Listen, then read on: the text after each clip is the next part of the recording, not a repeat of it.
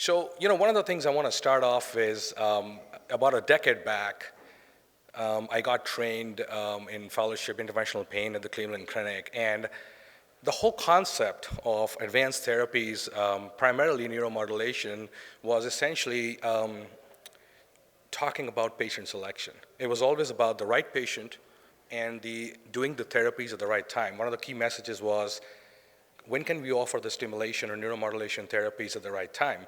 And that was classified as patient selection. So if you're a good doctor, you focused on good patient selection, the correct patient selection, and that was the marker of success. But what happened over time was, in the next few years of my clinical practice, the concept changed a little bit, and it was all about, are you offering the right therapy to the right patient at the right time? And all